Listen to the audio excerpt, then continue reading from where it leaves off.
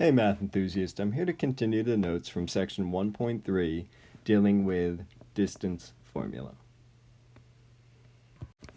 So if I wish to locate the distance between 2 points on the graph, say for example points A and B, what I'm going to do is first I'm going to locate that horizontal change, difference between my x coordinates. And then my vertical change, difference between my y coordinates. Now if you notice when I sketch this out, what I'm going to get is a right triangle. So I'm looking for the horizontal change, we'll call that A, the vertical change, we'll call that B.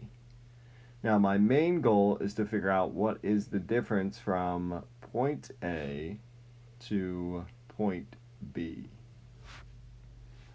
So I'm really looking for this side, which we'll call C. Now, if I have these two sides, or these two legs in my right triangle, I can definitely locate the third side by using the Pythagorean Theorem. A squared plus B squared equals C squared. Now, technically, I could rewrite this and say that, well, you know what? C is actually going to be equal to the square root of A squared plus B squared. And that's essentially how I'm going to derive the distance formula. So once again, my two coordinates are A and B, x1, y1, x2, y2. And to calculate the distance between A and B, or the length of that segment, it's going to be a big square root, like I drew earlier, and it's going to be x2 minus x1 squared, which is essentially my a squared, plus y2 minus y1 squared, which represents my b squared. So it's a matter of just plugging in the coordinates that you have to figure out the distance from A to B. Now for this first example, I'm looking for the length of the segment on my graph. So I essentially want the distance from Q to P. So what I'm going to do first, I'm going to just jot down my coordinates. So we have Q at negative 2, 3, and P is at 2, 1. The reason I'm doing that is just so I can label them. So Q is going to be my x1, y1, and P is going to be my x2, y2. Doesn't matter which one is the ones or which one is the twos. Now I'm going to use my distance formula. So if I want the distance from Q to P, I know it's going to be that large square root. First parenthesis is going to be x2 minus x1 squared. Then I'm going to have y2, which is 1, minus y1 squared. Now let's focus on the parentheses first. So I'm going to continue to draw my large square root. I don't want to forget about that. Looks like I'm going to end up with 4, because it's going to turn to plus squared plus negative 2 squared.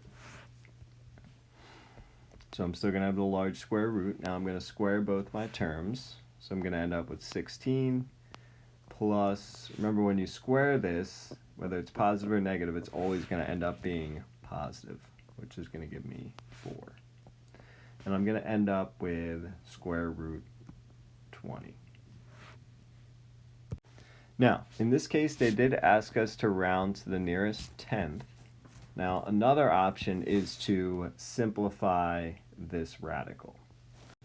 So I'm going to take radical 20, and what I want to try to do is break this down into factors of 20. And my goal is to find a factor of 20 that is a perfect square. So let's say, for example, if I did 5 and 4. Now remember, if this isn't a radical, these are still going to be in radicals down here. If I were to multiply these two together, it would lead me back to radical 20. Now, the reason I chose these numbers is because 4 is a perfect square. The square root of 4 is just going to become 2, so the radical goes away. There is no square root of 5, so I'm going to keep it as radical 5. That would be my final answer, simplifying the radicals. Now, what I'm going to show you next is an alternative way to solve this problem. Now, remember where that distance formula came from.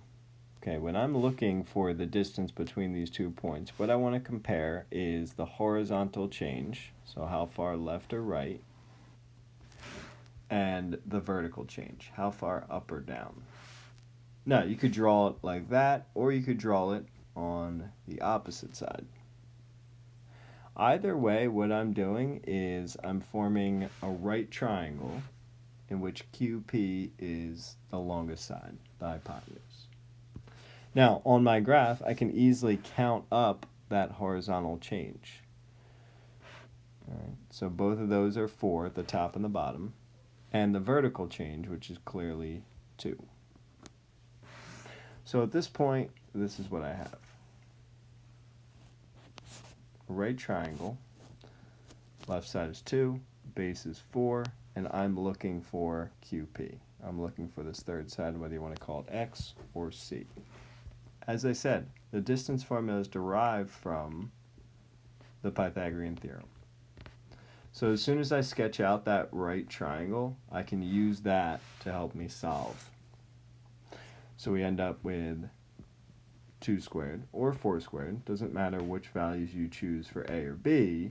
Just remember that C is your hypotenuse. I'm going to end up with 4 plus 16. This should look familiar. Equals x squared. I end up with 20 equals x squared, but we just want x by itself. Now I'm going to take the square root of both sides. We talked about this earlier for simplifying the radical. Remember, square root of 20 breaks down to 2 square root 5. Take some time and try out B on your own real quick, and I'll reveal the answer in a couple seconds. So we end up with square root 128, which breaks down to 8 square root 2. Now be careful, if you're using that second method that I showed you for number 9A, make sure that you understand on the graph they're going by 2's.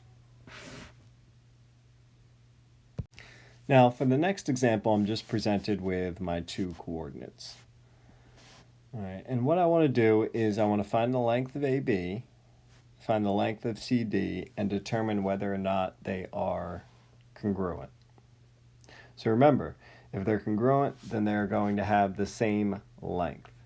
So as soon as I compare their lengths, if they're the same, I know the segments are congruent. Now, unfortunately, it's not on a graph, and I don't have a graph here, so I'm going to have to rely strictly on the distance formula. I won't be able to use Pythagorean Theorem. So if you want to, you can label your points to start, x1, y1, x2, y2, and first I'll focus on finding the length of AB. It's going to be that large square root.